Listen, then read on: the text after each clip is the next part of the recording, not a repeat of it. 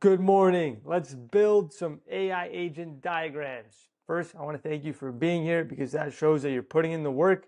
You understand that the world is innovating. You understand that the world is building in this direction. We're using AI agents to code for us, to go out and do deep research for us, to create medical breakthroughs. This is a very important field. And today I'm going to teach you how to diagram AI agents so that you can create your ideas faster, bring your ideas to reality quicker, and really have a framework for taking a complex idea or a complex problem and building an AI agent from it. And we're going to use a deep research agent as an example. And so it's 4 steps. Number 1 is set the vision. Number 2 is write out the process. Number 3 is combine the process with the tools and the components. And number 4 is build and test the agent. So we'll start with set the vision, but first I want to define some core components. So an agent is an intelligent system that can reason, reflect, plan, and take action, and then reflect on the actions it has taken and make decisions based on what it has produced so far.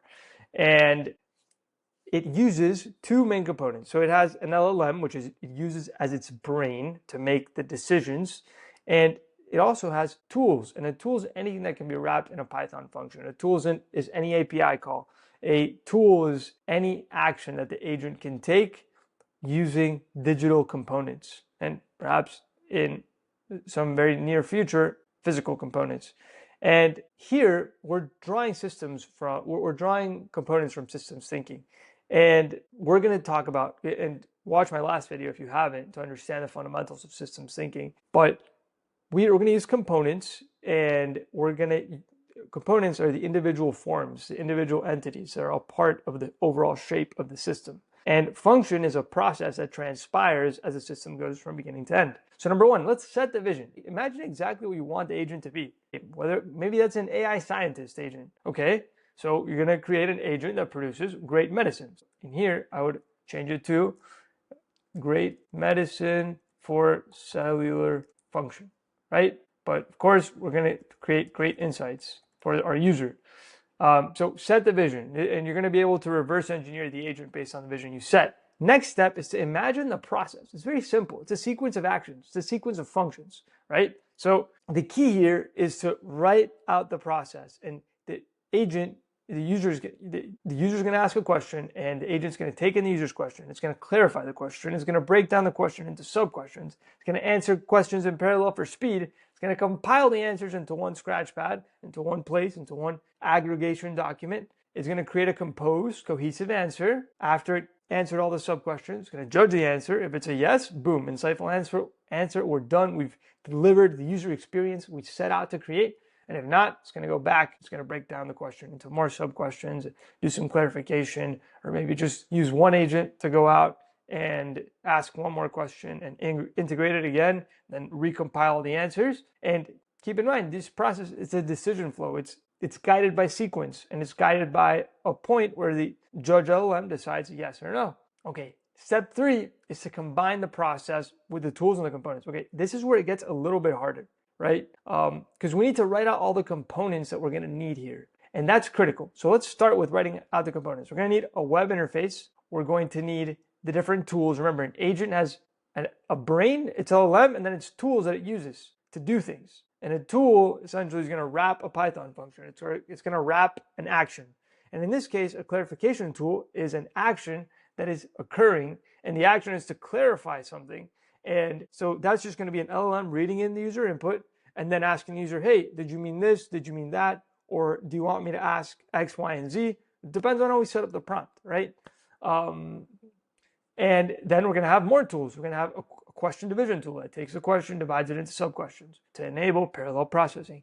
Then we're going to have a web search tool. Web search tool is going to go out on the internet and start running web searches.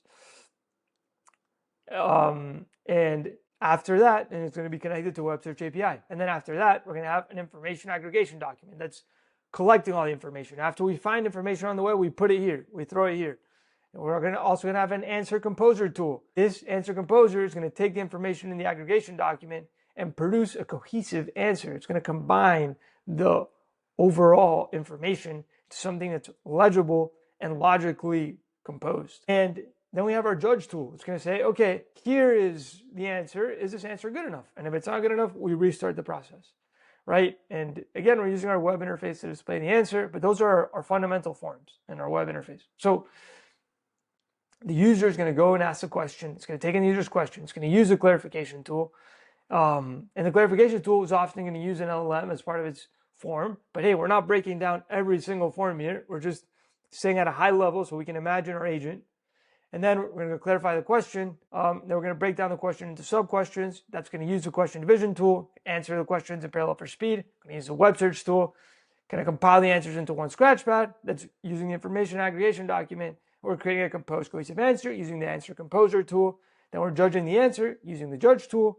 And then we're getting that yes, no, and then producing the insightful answer to the web interface. Then step 4 is very simple. It's actually not so simple. It is the implementation and the building and the testing. So now that we had the idea, we created the process, we identified the individual forms in our agent. Now it's time to build and test. Now you can use great tools like watsonx Orchestrate. You can use Langflow. You can use so many different types of tools to either create drag and drop agents with different tools and direct connections and different components, or you can build it out, all of it out on Python and use things like cloud object storage or use things like databases to pull information. And these agents are so valuable. They can automate HR processes. They can find new medicines. They can code for you. They can do so many different things. And agents, today you have the ability to be a general of your own agent army, to go out and achieve your goals. But build great things, build with ethics, build things that will help people, build things that will educate the world, build things that will create more resources for the world. This is a great opportunity for humanity to come together, build amazing things together, and have less suffering, have more peace, have more love everywhere. Agents are a great technology, and if you want help building, visit my website. I help people with this all the time. And like, subscribe, comment. Tell me what you think. What agent tools do you like to use? And I'll see you on the next one. This is day 7 out of my 30-day YouTube challenge.